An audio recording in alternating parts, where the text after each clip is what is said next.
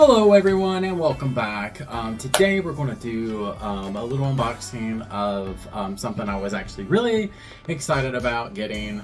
She's not my favorite character from this show, but I really started liking her after the rewatch a little bit more.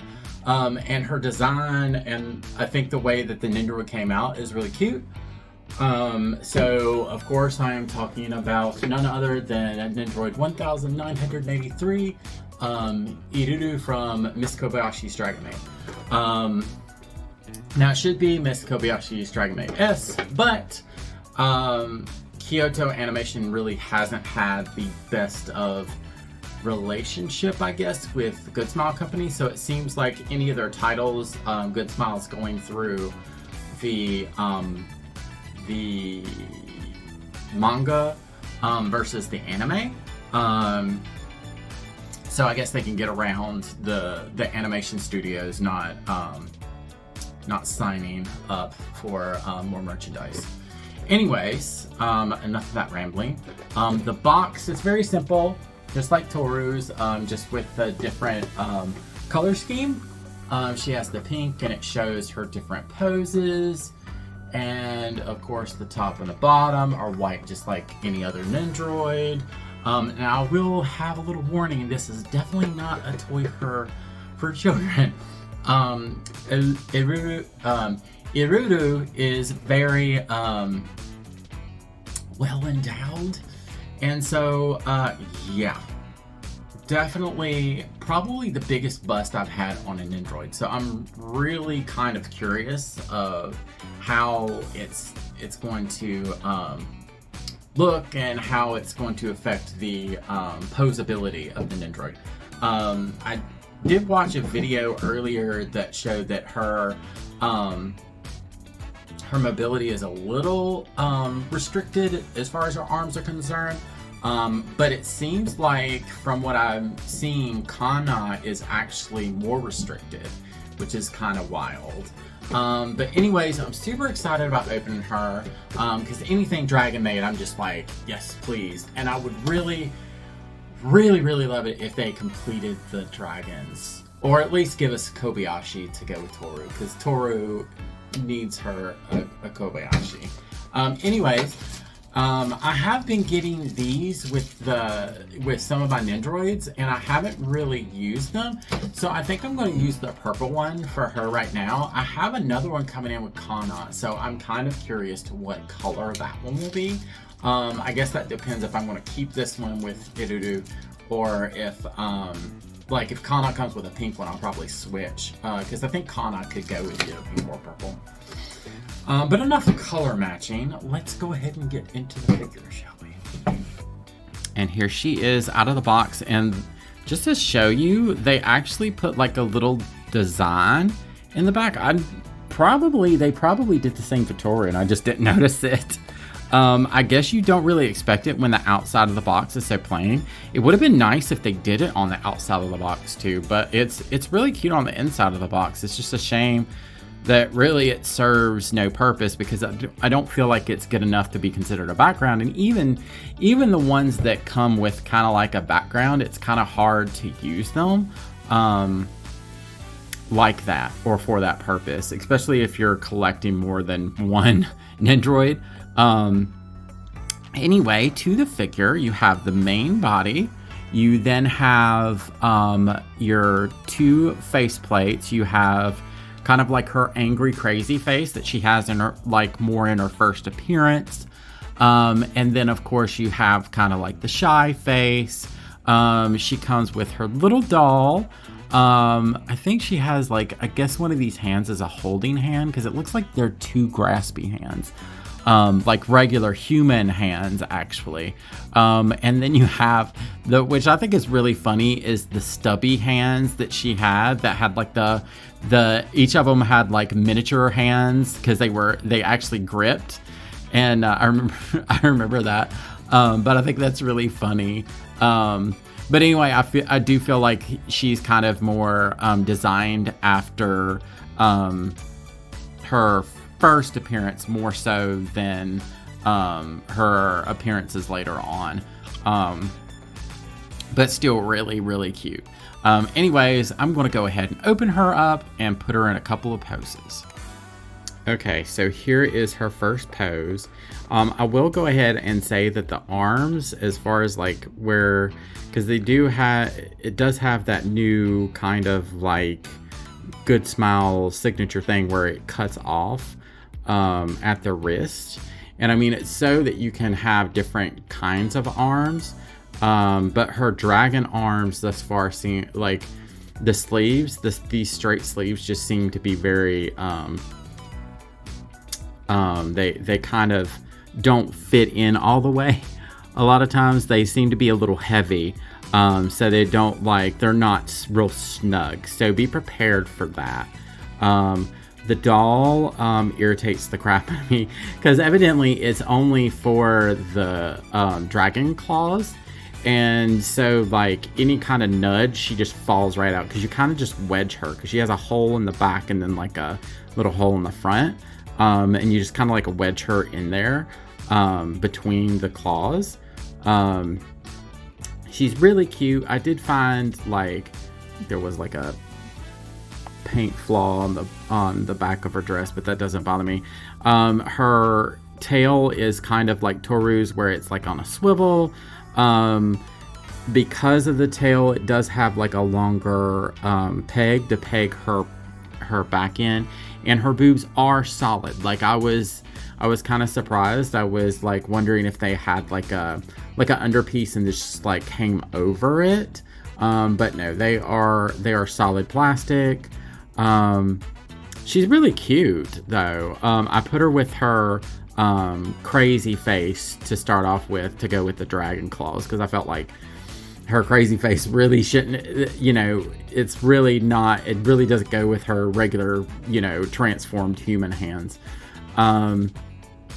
But the hair is nice. And I really, actually, this is a weird thing to mention, but I actually really like where they divided her hair at. Like, you don't have this seam all the way in the back. It's really kind of nice.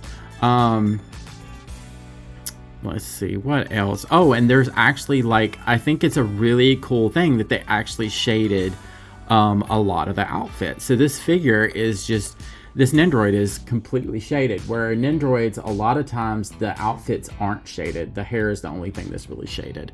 But it gives it a lot more depth than it just being a plain, black outfit. So yeah, I really actually like that about this figure.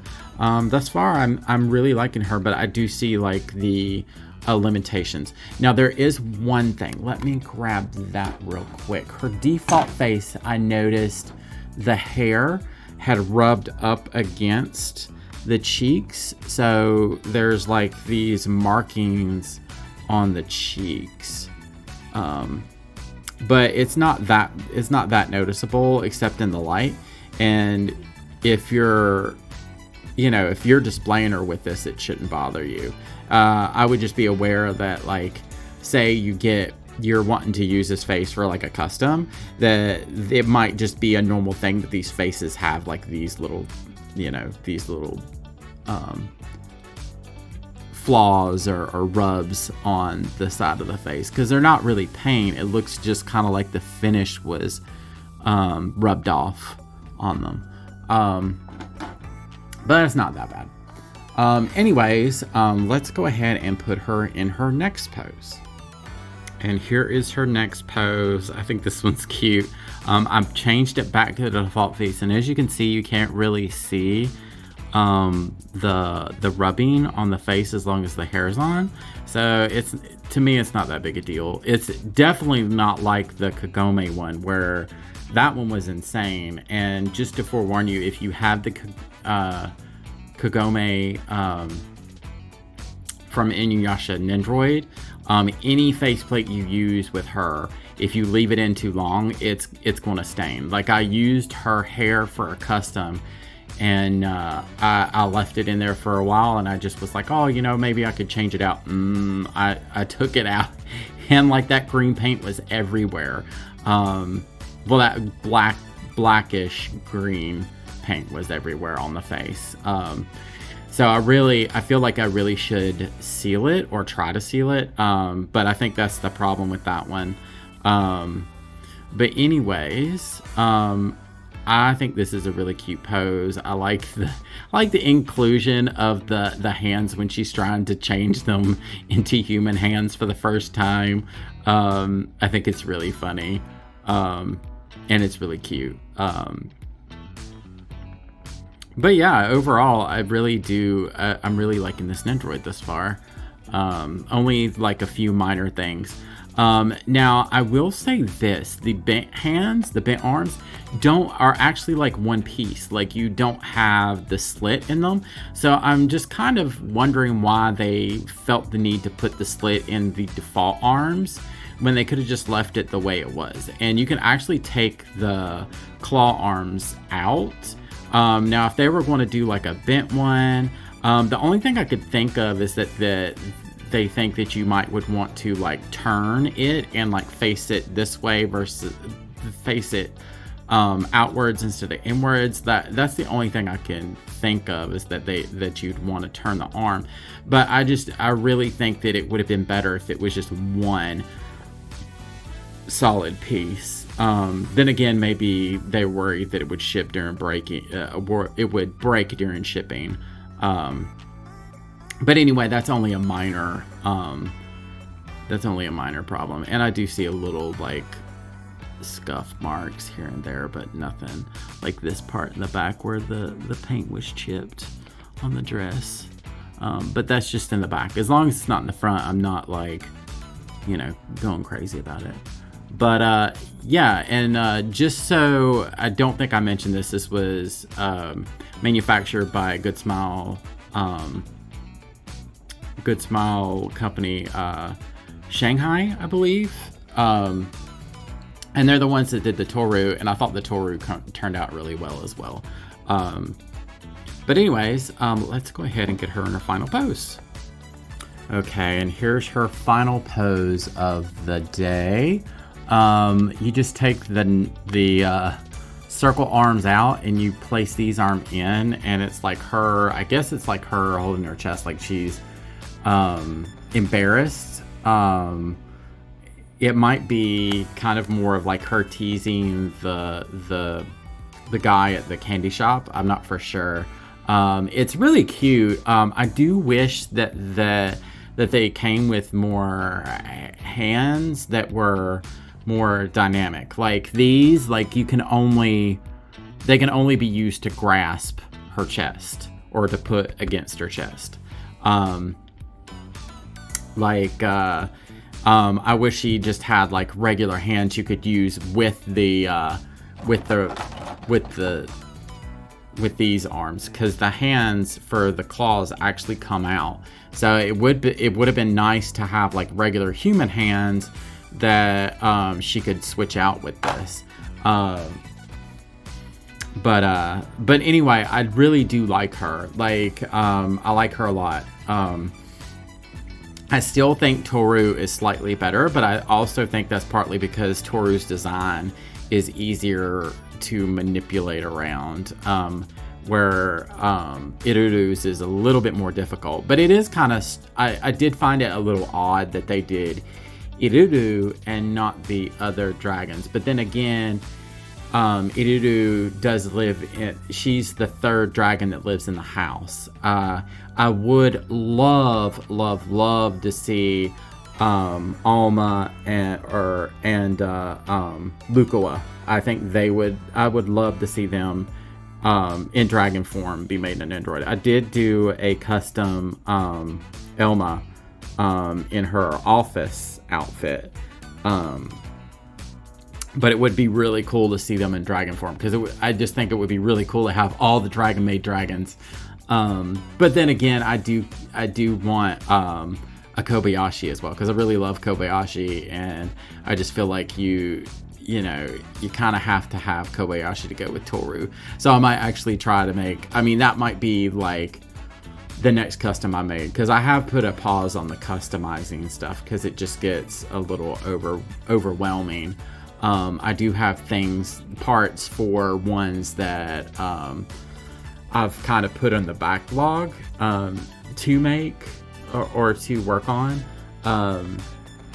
But yeah, doing a Kobayashi might reignite that desire to make customs again.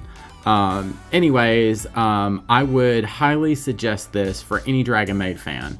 I just think she's really super cute. Even if she's not your favorite, she's a decent Nendroid. Not too many problems that I see, just like a couple things here and there. But I feel like she may not be the best of the year, but I think she's like, I think she's better than some of the a lot of the others that I've opened up recently. Well, I mean, minus Marin and Torhu, because I think those two are just phenomenal. Anyways, if you like this kind of stuff, leave a like, subscribe, and I guess let me know which Dragon Maid character you would like to see made into an Nendroid next. I'm going to do another video when Kana gets here, and I actually just got the shipping notification from Goodsmile US. So look forward to that. And until then, I'll see y'all later.